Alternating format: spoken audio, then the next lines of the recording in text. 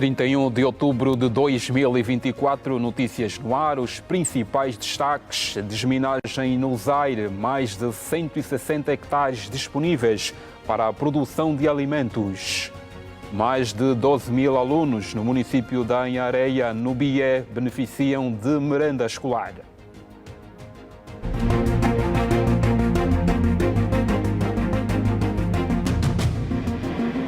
Ora, bem-vindo às notícias. Aumenta o número de casos de malária na província do Cunene. De janeiro à presente data foram diagnosticados mais de 90 mil casos. Deste número, perto de 200 pacientes perderam a vida. A malária continua a liderar a lista das doenças mais diagnosticadas em todas as unidades sanitárias da província do Cunene. De janeiro a setembro de 2024, tivemos 95.762 casos, comparando com 2023, que tivemos 85.078 casos. O aumento dos aglomerados de resíduos sólidos, águas paradas, fraco saneamento básico nas residências estão na base. Tivemos também 188 mortes este ano e no ano 2023 tivemos 94 mortes. Quanto ao aumento dos números de óbitos por malária, está a chegada tardia dos pacientes aos hospitais, aliada igualmente ao tratamento caseiro, principalmente nas zonas rurais. Preocupante porque, infelizmente, nós temos uma população dispersa e também a disposição da nossa natureza favorece a reprodução do mosquito. Apesar do registro de mais casos, as autoridades sanitárias continuam engajadas na luta contra a doença que mais assola as comunidades no Cunene. Eu iniciei sexta-feira da semana passada. Eles atenderam muito bem e disseram que para poder fazer a análise do sangue, o sangue não saiu nada. Me deram a medicação completo. Agora sim estou a esperar o resultado, se faltar, mas também mesmo fazer, mas não é a primeira vez, sempre. Nós somos aqui na Ipalala, nos atendem bem sim. Ao contrário dos anos anteriores, em que o município do Cuvlai liderava a lista das estatísticas, desta vez, Ombal já diagnosticou mais de 30 mil casos, com 38 óbitos. A escassez de chuva no Zaire está a ameaçar a época de cultivo do ano agrícola 2024-2025. As diversas culturas já plantadas estão a deteriorar-se. Os camponeses estão preocupados e já falam em prejuízos avultados. 2 meses já se passaram desde o início da época chuvosa, um período em que os camponeses tradicionalmente se dedicam a preparar os campos para o plantio de diversas culturas. No entanto, a sorte parece não estar ao lado dos homens do campo nesta região do país, que enfrentam uma falta de chuva preocupante e irregular. Ainda não começaram a cair com muita frequência, realmente. Temos aqui a dificuldade mesmo da chuva e realmente nós estamos aqui com atraso de plantações e mesmo através da chuva. Os produtores já prevêem prejuízos incalculáveis, uma vez que muitas culturas lançadas na terra estão em processo de deterioração. Uma perca mesmo de produto no nosso campo. Quando planta mandioca, 15 dias, 14 dias depois, tem que fazer chacha. Jinguba também mesma coisa, mas jinguba já plantada está a secar devido de falta de água. Ali também não podemos regar, senão vai queimar, porque o solo está muito ardente. Para evitar perdas drásticas, o agricultor Fernando Paulo recorre ao sistema de rega no seu plantio. Contudo, os resultados ainda deixam a desejar. Nós tiramos água a pelo menos 1 quilômetro. Dali é muito longe. Instalamos as mangueiras e puxamos água até onde nós estamos. Enquanto São Pedro hesita em abrir as torneiras, muitos camponeses se dedicam à colheita de mandioca, como é o caso desta cooperativa agrícola. Daqui saem grandes quantidades deste produto, que tem como destino o mercado local. Colher mandioca. Estamos a arrumar o carro para vir levar. Vão vender aonde essa mandioca? Lá em Banzacon, nas 15 casas. Neste momento, a oferta do tubérculo na província supera a procura, resultando em preços reduzidos. E vamos fazer com que haja diversificação das culturas aqui e vamos produzir para poder sustentar os nossos associados, você sabe que está dentro de uma cooperativa, temos que produzir esses produtos agrícolas, hortícola, a curta duração e a própria mandioca, que é a nossa alimentação de base. Os camponeses da província não medem esforços para garantir uma mesa farta com diversos produtos. No entanto, a escassez de chuva continua a comprometer a primeira época do ano agrícola 2024-2025. Prevê que grande parte da região norte e litoral do país vai registrar chuvas acima do normal nos próximos dias. O primeiro Fórum Nacional sobre Previsão Climática, realizado pelo Ministério das Telecomunicações, Tecnologias de Informação e Comunicação Social, abordou temas ligados à previsão climática da época chuvosa 2024-2025, as estratégias de mitigação do impacto da chuva para a agricultura, segurança alimentar, pecuária e o setor de água e energia. Nós prevemos para boa parte da região norte de Angola e as regiões no litoral chuvas acima da normal. Quando refiro acima do normal, quer dizer que terão um acumulado relativamente superior ao que é observado normalmente para esse período, isto no período de outubro, de novembro, dezembro e janeiro. Já para o próximo trimestre, que é janeiro, fevereiro e março, nós teremos chuva acima do normal para algumas províncias no noroeste de Angola. Na região noroeste de Angola. Estamos a destacar novamente Luanda, que se encontra no norte e noroeste de Angola. E provavelmente as províncias do Cuando, Cubango, Mochico e a parte leste do Cunene também experimentarão chuvas acima do normal para este período que compreende a época chuvosa 2024-2025. Esta chuva vai servir também para os campos de cultivo, bem como para as barragens que vão fazer gestão dos recursos hídricos. O INAMET, equipado com tecnologia de ponta, já conta com 6 redes de estações sísmicas nacionais que emitem várias atividades em tempo real que ocorrem no país. Daí esclarecer o recente tremor de terra que aconteceu recentemente na província do Cunene. Não há motivo, porque é um fenômeno natural, é comum. O INAMET registra diariamente, através dessa rede que o governo implementou, nós registramos diariamente e todas as semanas nós registramos sismos de baixa magnitude em regiões, por exemplo, onde não há habitação, onde não temos população, nas florestas. Esses sismos são inseridos na base de dados para assim conseguirmos aferir quais são as regiões sismicamente ativas e assim orientar o governo nas construções das nossas habitações. O fórum contou com a parceria técnica dos serviços da SADC, que teve Angola como ponto focal, e os seus resultados vão servir de orientação para os países membros.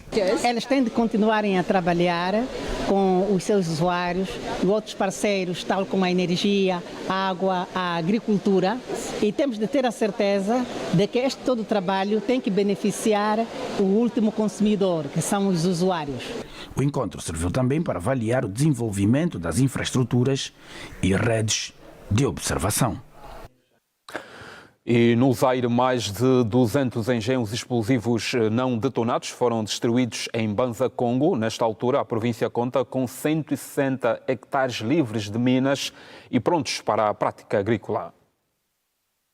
A remoção desses artefactos de guerra foi possível graças à colaboração da população, resultado das intensas campanhas de sensibilização promovidas pelo Centro Nacional de Desminagem no Zaire. Estas iniciativas educacionais visam informar as comunidades sobre os cuidados necessários com os remanescentes de guerra. Esses engenhos apareceram na sequência de atividades de educação sobre o risco de minas em diversas comunidades, pois a população foi mostrando esses meios e nós fomos movimentando ou removendo. Ao todo, foram desativados 212 engenhos explosivos de vários calibres, removidos das comunas de Madimba, Nkalambata e nas proximidades da cidade de Mbanza, Congo. Munições de ZU 23 mm, antiaéreo. Tivemos ali 14 morteiros de 60 milímetros. Tivemos também 8 mísseis, 3 granadas de tipo F1 e mais outros. De acordo com o responsável do Centro Nacional de Desminagem na província, ainda existem áreas consideradas suspeitas com a presença de minas. Por isso, faz um apelo à população para que permaneça atenta e colabore. Caso encontre algo estranho, metálico, não siga só a ambição de vender para obter dinheiro, transportando para os locais de pesagem ou mesmo levando para a tua casa. Só estás a aumentar no perigo contra a tua própria vida. Pois, caro cidadão, temos que ter muito cuidado na recolha dos metais em diversas áreas. O material bélico foi detonado na localidade de Sangue, situada a 32 km da capital do Zaire. É importante destacar que neste ano já foram desminados mais de 160 hectares, um avanço significativo na luta pela segurança e paz na região. No município do Puri, província do Ís, o programa local de apoio à agricultura familiar está a beneficiar 160 famílias organizadas em cooperativas e associações. Na presente época agrícola foram preparados 400 hectares e os camponeses prevêem colher mais de 6.000 toneladas de produtos diversos. São 400 hectares preparados e que estão a ser distribuídos à população para o lançamento das sementes. A operar máquinas há 2 anos, Sebastião tem a responsabilidade de lavrar e gradar a terra. Temos trabalhado por dia 3 hectares a 4. Quando for lavoura e gradar, temos feito 5 hectares por diário. A ação, enquadrada no Programa Local de Apoio à Agricultura Familiar, está a beneficiar 39 associações e 31 cooperativas do município do Puri. Cada aldeia está envolvido mais de 50 famílias. Nesse momento temos as culturas de feijão, batata doce, mandioca. Neste momento, os camponeses estão empenhados em lançar as sementes de diversas culturas. O sentimento é de satisfação. É do campo onde rendemos alguma coisa para sobreviver, cultivando a terra. Depois de cultivarmos a terra, criarmos animais. Então, assim conseguimos sobreviver. Estamos a trabalhar mandioca, batata doce, feijão. Precisamos de um financiamento para se ultrapassar as dificuldades que esta população vive. O trabalho conta com o apoio técnico do Instituto de Desenvolvimento Agrário, através das escolas de campo. Temos ensinando quais são os compassos ideais que devem usar, sobretudo as culturas da mandioca, e também ensinarmos diante da fertilidade do solo, quando que os solos estão férteis, quando que os solos estão pobres. O administrador municipal adjunto do Puri constatou o trabalho que os camponeses estão a desenvolver. Casimiro Pedro disse que o governo pretende, com o PLAF, aumentar a produção e melhorar a renda das famílias. O programa, na verdade, foi implementado para as famílias mesmo. Aquilo que é o combate à pobreza das comunidades. O campo é onde é a base da sustentabilidade da vida das famílias nas comunidades. No município do Puri, o setor da agricultura conta com o apoio de 5 escolas de campo e, pela primeira vez, os agricultores locais querem experimentar a cultura do trigo com estes 100 hectares já preparados. O tomate e a cebola continuam a ser produzidos em grande escala na província de Luanda. São produtos expostos em quantidade considerável na primeira feira agrícola de Cacoaco, que abriu as portas esta quarta-feira com mais de 80 expositores. Mais de 20 tipos de produtos do campo estão expostos na primeira edição da Feira Agrícola de Cacoaco. O tomate e a cebola são os produtos em destaque pela quantidade e qualidade. A exposição conta com mais de 80 agricultores. Verónica II destaca-se entre as mulheres camponesas de Cacoaco com a produção de várias culturas. É na comuna da Funda onde Dona Verónica tem 100 hectares para o cultivo e mais de 100 trabalhadores. Vamos lavrar a nossa terra, porque trabalharmos na nossa terra temos. E hoje eu não tenho dificuldade, das vezes de umas coisas que era difícil para mim no passado. Graças a Deus, o que ela me dá, consigo sustentar os meus filhos e eles meter na escola. Outras iniciativas agrícolas estão igualmente expostas no certame. Para apoiar e promover a produção nacional e o negócio das cooperativas. Sabemos que os produtos do campo, bens alimentares, são essenciais para todos. A feira é uma porta aberta para o escoamento de produto. É uma iniciativa da Nova Era com o apoio da administração municipal e do governo da província para que os nossos agricultores e camponeses possam comercializar, escoar os seus produtos. A ideia é impulsionar a prática agrícola neste ponto de Luanda. Temos aqui expostos produtos para aviários, produtos para a criação de peixe. Temos exposto também aqui silos, não é? Secadores. Estamos com uma vasta gama de produtos aqui expostos. O ato da abertura da feira contou com a presença de várias entidades, parceiros sociais e testemunhado pelo vice-governador para o setor econômico, que reafirmou o compromisso de apoiar todas as iniciativas ligadas à diversificação da economia.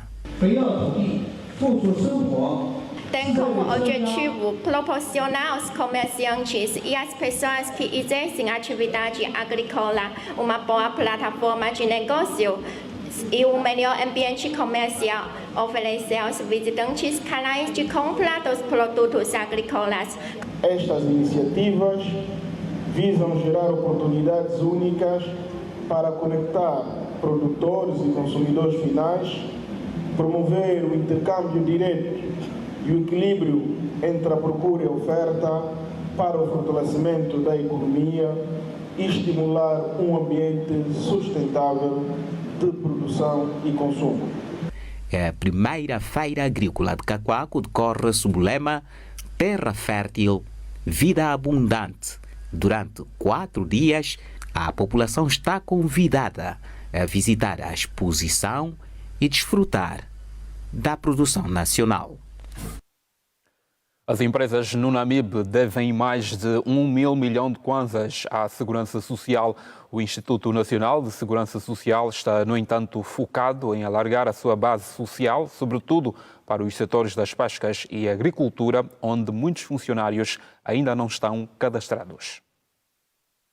A proteção social obrigatória dos trabalhadores continua a ser um dos principais desafios do Instituto Nacional de Segurança Social, que existe há 34 anos em Angola. No Namibe, muitas empresas, sobretudo do setor das pescas e da agricultura, furtam-se em inscrever os seus trabalhadores no Instituto Nacional de Segurança Social. Preocupado com a situação, a Segurança Social vai continuar a trabalhar com as empresas para a inserção dos trabalhadores no sistema de proteção social obrigatório. O INSS tem se preocupado muito mais em expandir os serviços, benefícios, alargar a base pessoal da segurança social, porque antes eram só por conta de outrem, poucas pessoas que se beneficiavam dessa proteção social. Hoje em dia, como já sabemos, é até a nível doméstico, a nível de conta própria, clero religioso, a nível até de conta de outrem de baixo rendimento, para aquelas empresas que têm um rendimento baixo.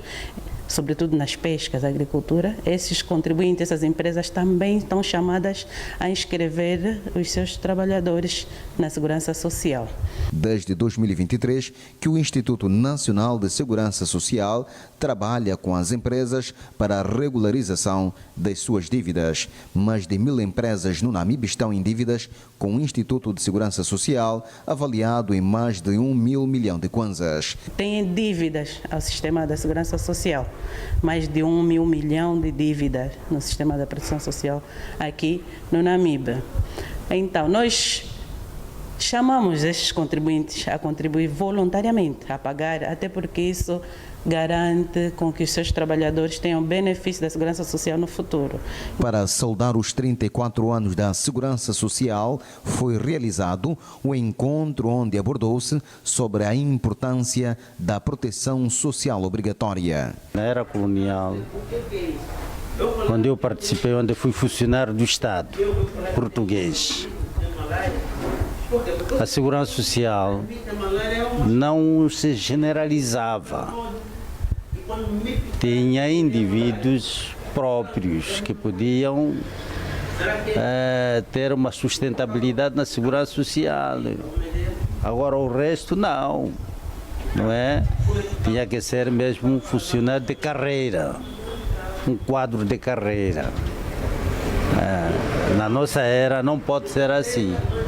Por isso é que nós tivemos que transformar esse assunto para generalizar a segurança social para toda a gente. Com mais de 30 anos de existência, os novos quadros reafirmam trabalhar para garantir um serviço público que atenda os cidadãos. Na verdade, não tem sido difícil.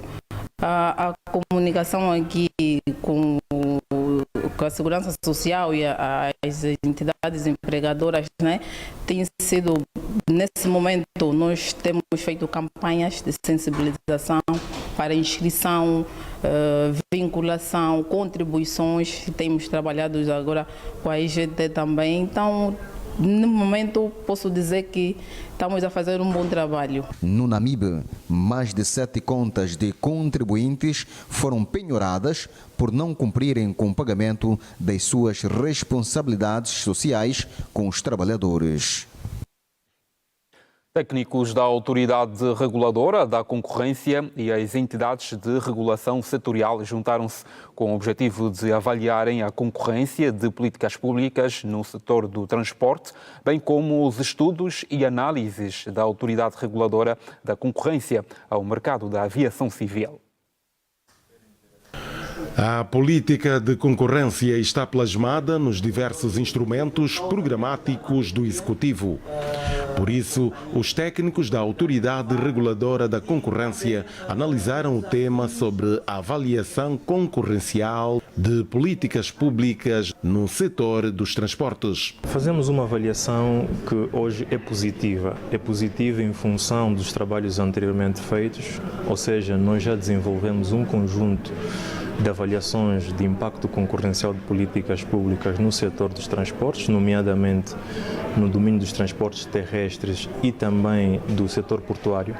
E estamos agora a trabalhar com os respectivos reguladores setoriais no sentido de garantirmos a conformação regulatória de todos aqueles aspectos que foram identificados e que têm implicações concorrenciais. Portanto, o balanço hoje é positivo, muito em função das reformas que estão em curso. Trata-se de um seminário de cooperação entre a Autoridade Reguladora da Concorrência e os reguladores setoriais. O encontro teve como objetivo clarificar a importância da atribuição em matérias de cooperação entre a Autoridade Reguladora da Concorrência e as entidades de regulação setorial. A avaliação feita é sobre o quadro regulatório. Portanto, qual é a implicação que tem, quais são as implicações que tem o quadro regulatório do setor relativamente às regras de promoção e defesa da concorrência.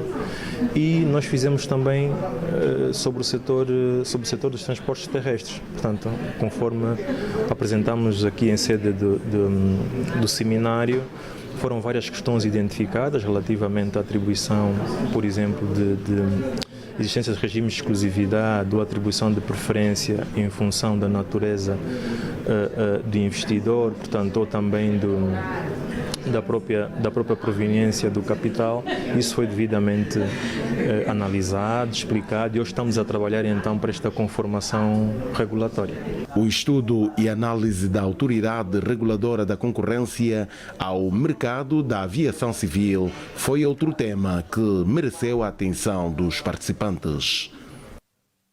Mais de 12 mil alunos do município da Anhareia, no BIE, beneficiaram de merenda escolar no âmbito do Programa de Desenvolvimento Local e Combate à Pobreza, levado a cabo pela Administração Municipal em parceria com o Grupo Carrinho Agri. Uma vida saudável e nutritiva em benefício dos alunos do ensino primário da localidade de Cangolongolo, que todos os dias recebem a merenda escolar feita à base de produtos vindos dos campos agrícolas. Saíste da lavra com fome, como encontro aqui na escola, já fizeram lanche. Hoje fizemos leite, soja, leite com chocapique. São mais de 12 mil alunos que beneficiam da merenda escolar em 30 escolas no âmbito do Programa de Desenvolvimento Local e Combate à Pobreza, em parceria com o Grupo Carrinho Agri. Desde que começaram a dar merenda na escola, nunca mais voltei, porque a merenda cuia. O Grupo Carrinho Agri está representado em 5 municípios do BIE, com o programa de distribuição da merenda escolar. O projeto está a tornar as crianças, ou seja, a escola amiga da criança. Então esperamos que esse projeto venha a ser implementado em todas as escolas. O número de abandono baixou porque as crianças estão a aderir em 90% à escola. Realmente que o fornecimento do produto às escolas está a fazer com que hoje consigamos ter mais presença de alunos que anteriormente não chegavam aos finais dos anos letivos. Agora já estamos a conhecer mais consistência e está a reduzir fortemente o índice, digamos assim, de absentismo por parte dos alunos. A nível da província, o programa beneficia mais de 300 mil alunos das escolas do ensino primário. A Delegação Regional Norte do Banco Nacional de Angola e a Secretaria Provincial da Ação Social de Cabinda capacitam os jovens sobre gestão de finanças pessoais no quadro da Semana Mundial da Poupança. Mais de 80 jovens estão capacitados para gerir dinheiro e disseminar informações sobre gestão financeira. A parceria do BNA e Secretaria Provincial de Ação Social, Família e Promoção da Mulher teve formadores à altura que ministraram diferentes módulos. Contempla 6 módulos. Vimos no primeiro módulo a nossa relação com o dinheiro, no segundo módulo, orçamento pessoal e familiar, no terceiro módulo, consumo consciente e planeado. No quarto módulo, prevenção e proteção. E hoje finalizamos com o módulo crédito e endividamento e poupança e investimentos. Os participantes ao seminário de multiplicadores sobre gestão de finanças pessoais e familiares sentem-se mais capazes de cuidar de seu dinheiro e influenciar suas famílias. A importância nessa formação é que nos ajuda a ter mais conhecimento, como nós podemos poupar nosso dinheiro para algo imprevisto, para o futuro. Ao longo destes 3 dias de formação, gostei de aprender como poupar o meu dinheiro e como fazer um orçamento com a minha família. A Secretaria Provincial da Ação Social, Família e Promoção da Mulher promete beneficiar o maior número possível de jovens, sobretudo as raparigas. Quem entra para uma formação não sai de lá da mesma forma como entrou. Então, isto é que é empoderamento. Este seminário, este protocolo visa também empoderar as famílias e os jovens, especialmente as jovens mulheres, no âmbito da educação financeira, para que a gestão financeira a nível da nossa sociedade angolana possa ser participativa e familiar. Programa do BNA em parceria com o MINARS, de Educação e Inclusão Financeira e Social para Famílias e Mulheres, prossegue em Cabinda. Momento para o habitual intervalo será breve. Até já.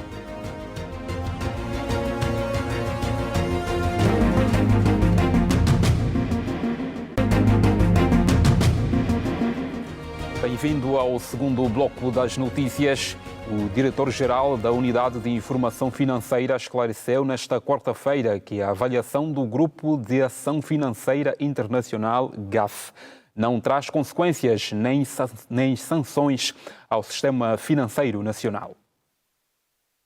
Esta reunião do Comitê de Supervisão e Coordenação do Sistema Nacional de Prevenção e Combate ao Branqueamento de Capitais e Financiamento do Terrorismo, orientada pelo Ministro de Estado para a Coordenação Econômica, José de Lima Massano, abordou o processo de avaliação de Angola e as conclusões da reunião plenária do GAFI, que decorreu recentemente em Paris e que analisou o relatório de Angola. Gilberto Capeça, diretor-geral da Unidade de Informação Financeira, enumerou o trabalho que foi feito pelo nosso país no âmbito da avaliação do GAFI. Foram destacados os progressos registrados em Angola na conformação da legislação e a sua implementação. Angola não regressou à lista cinzenta, como se diz. E o que se passou é que Angola está numa lista de monitorização reforçada, que é diferente da lista cinzenta. E o que é que se passou? E é preciso aqui nós fazermos entender que a avaliação anterior que tinha sido feita em Angola era apenas a avaliação de conformidade técnica. Quer olhar se Angola tem um quadro legislativo para a prevenção e combate ao branqueamento de capitais, financiamento do terrorismo e a proliferação da armamentos em massa. Nesta avaliação que nós tivemos, que terminou agora a 25 de outubro, nós avaliamos o país, ou seja, o GAFI avaliou o país olhando para duas componentes. A conformidade técnica, que é olhar para o quadro legislativo, e olhar para a eficácia, que é olhar se aquele quadro legislativo, aquele quadro que foi desenhado, foi implementado, se está a produzir os resultados que se esperavam. E o que aconteceu é que, se nós olharmos para o nosso relatório de 2023, a quando que foi discutido e aprovado na reunião do ESA-Malag na Tanzânia, nós tínhamos no nosso relatório um conjunto de 87 insuficiências. Por isso, o responsável reconheceu que é preciso que se melhorem alguns aspectos ligados à prevenção e combate ao branqueamento de capitais e financiamento do terrorismo. Ou seja, não há consequências para o país na medida em que está a ser feito um monitoramento para a implementação cabal das ações constantes no relatório de Angola. Destacávamos, por exemplo, a necessidade de fazer avaliações de risco, a necessidade de se fazer uma avaliação de risco das organizações sem fins lucrativos, a questão do benefício efetivo, a necessidade da criação do Instituto de Supervisão das Atividades Culturais, a necessidade também de se rever alguns artigos de algumas leis, entre a Lei 5/20, que é a Lei de Prevenção e Combate ao Branqueamento de Capitais, a Lei 19/17, que é a Lei de Prevenção e Combate ao Terrorismo, a necessidade de se rever o Código Penal, também o Código Tributário, o Código Comercial, a necessidade de se criar uma base de dados para do beneficiário efetivo e também a lei do beneficiário efetivo, entre outras, que tinham que ser revistas, e esse trabalho foi feito, não na sua totalidade, mas muitos deles foram feitos. A Angola teve muitos progressos, dali o nosso relatório, o nosso plano de ação contém apenas 17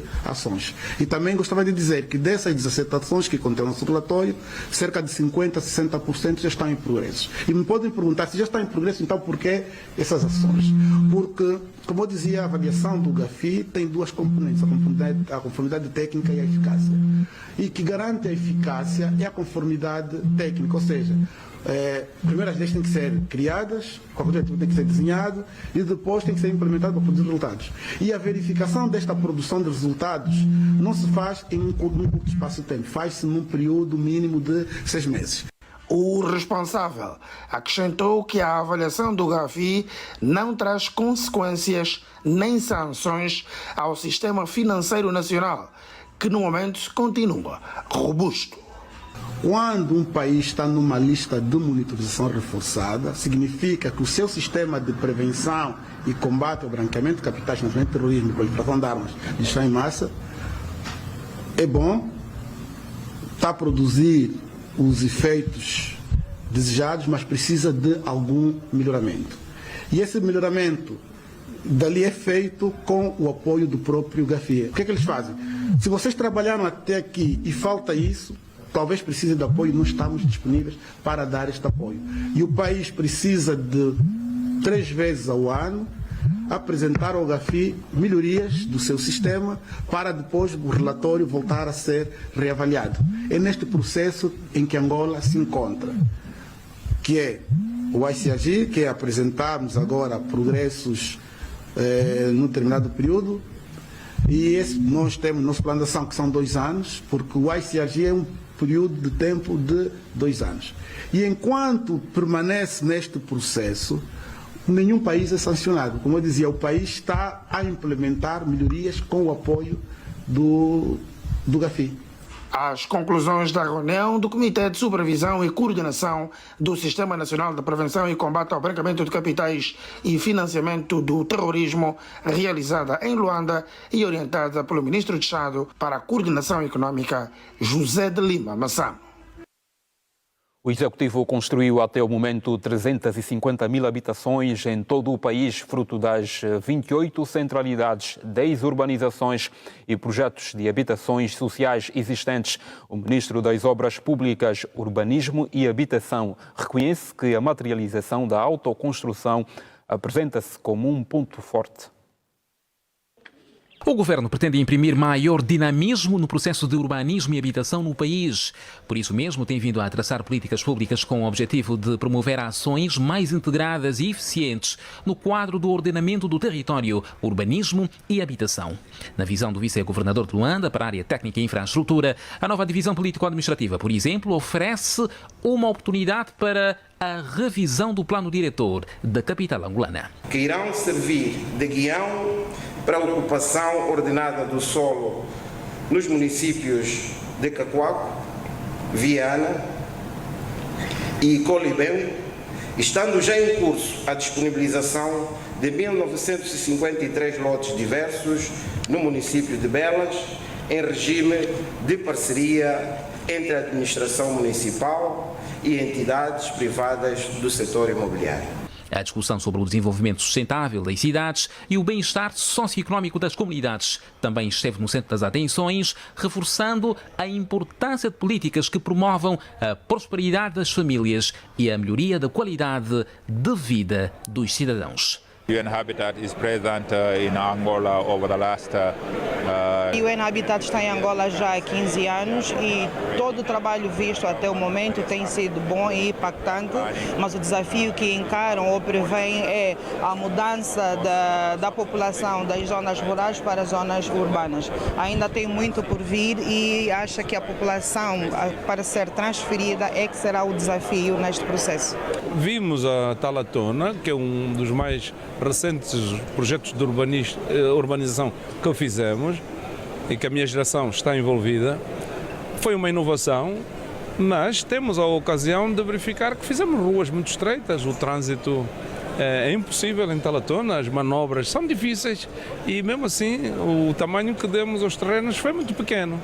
Angola prevê registrar até 2027 mais de 38 milhões de habitantes. O governo diz estar a trabalhar na antecipação, desenvolvendo e materializando programas para dar resposta às mais variadas necessidades das populações neste sentido. O país disponibilizou no domínio da habitação até a este momento 28 centralidades, 10 urbanizações e projetos de habitação social, o que permitiu a disponibilização de cerca de 350 mil unidades habitacionais só pelo Estado, alojando mais de 2 milhões de habitantes. Para além disso, estão em curso a conclusão de cerca de 11 mil fogos habitacionais em centralidades previamente aprovadas. Mas é na autoconstrução dirigida que se encontra a maior forma de redução do déficit habitacional. Assim, é honesto reconhecer de nossa parte o papel premente de Sua Excelência, Presidente da República de Angola, em todo este processo, desde a programação às realizações. E a título de exemplo, lembremos a sua intervenção na província do Kwanza Norte, e eu cito: a solução habitacional para a maioria da população de Angola passa pela autoconstrução dirigida, em que o Estado tenha a responsabilidade de construir as infraestruturas, ceder os espaços, garantir água e energia, bem como criar os incentivos para que cada um construa a sua casa própria. Fim de citação. No domínio do ordenamento do território nacional,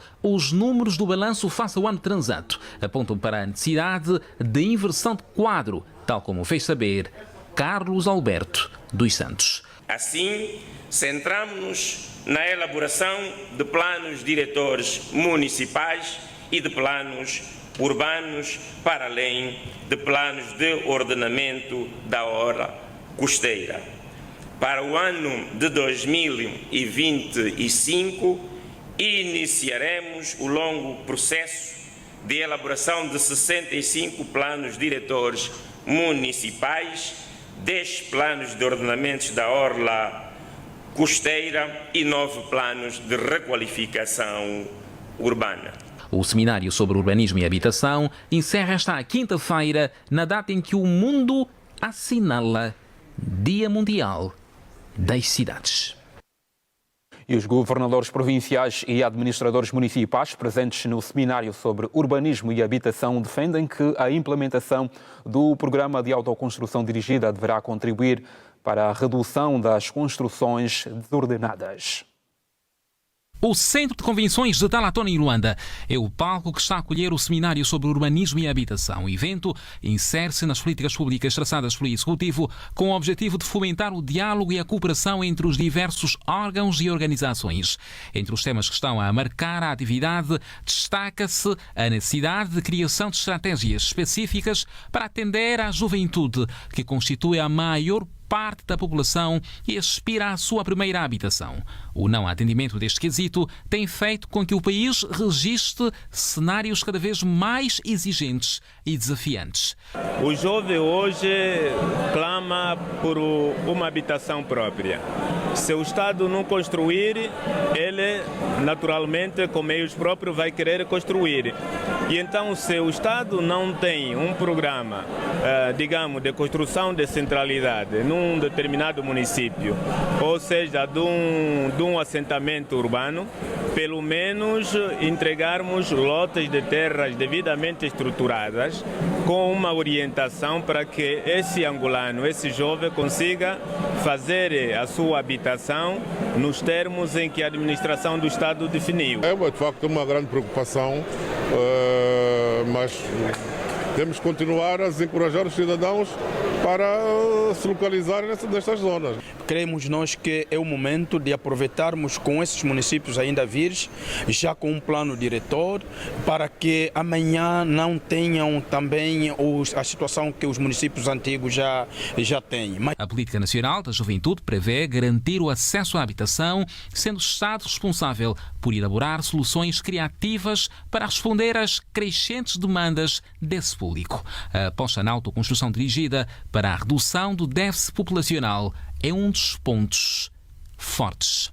Com esse subsídio que aqui acabamos de levar, vamos trabalhar em articulação com as administrações municipais para então trabalharmos com assessorias a fim de nós planificarmos a elaboração de planos diretórios da província, assim como dos municípios. É com esta área que nós faremos com que outros serviços cheguem à população, porque da forma que está a ser construída ou estão a ser construídas pelos nossos populares não abona muito, tendo em conta que levará a uma imagem um pouquinho negativa da própria cidade do Coimba.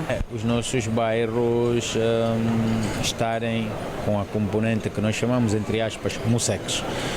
Temos que partir desses instrumentos de território e aqui uma responsabilidade muito grande para quem gera territórios, fundamentalmente ou essencialmente os administradores municipais, têm que olhar para as questões que estamos aqui a ver, a assistir também, a assimilar as matérias que temos estado a assimilar, que estamos a assimilar hoje, no sentido de, nos próximos tempos, assistirmos um ordenamento de território completamente diferente àquele que habitualmente temos vindo a ver. A importância dos instrumentos de ordenamento do território no processo de urbanismo e habitação, a gestão das cidades e dos assentamentos humanos, a requalificação e a expansão urbana com foco na criação de cidades sustentáveis. São, entre outros, os assuntos que estão a marcar os debates no evento. A ausência de fiscalização mais adequada e a baixa consciência ambiental foram apontadas como os fatores que mais contribuem para o aumento dos crimes ambientais no país. O tema esteve em debate na 17ª edição do Café Cipra, onde os preletores defenderam melhorar a fiscalização, educar a população e agravar algumas penas para desencorajar determinadas práticas que põem em causa os ecossistemas florestais e marinhos. As implicações dos crimes ambientais no desenvolvimento socioeconómico do país foi o tema de reflexão nesta 17ª edição do Café Cipra. Os ministros da Agricultura e Florestas, das Pescas e Recursos Marinhos e os secretários de Estado do Ambiente e dos Recursos Minerais esclareceram num diálogo bastante interativo as razões das agressões aos ecossistemas que soam a crime. O problema não se coloca só em termos legislação ou termos, digamos, órgãos de repressão em relação a estas matérias. Para mim, a nossa maneira de ver, o problema maior está na própria consciência dos cidadãos. Porquanto são os cidadãos que,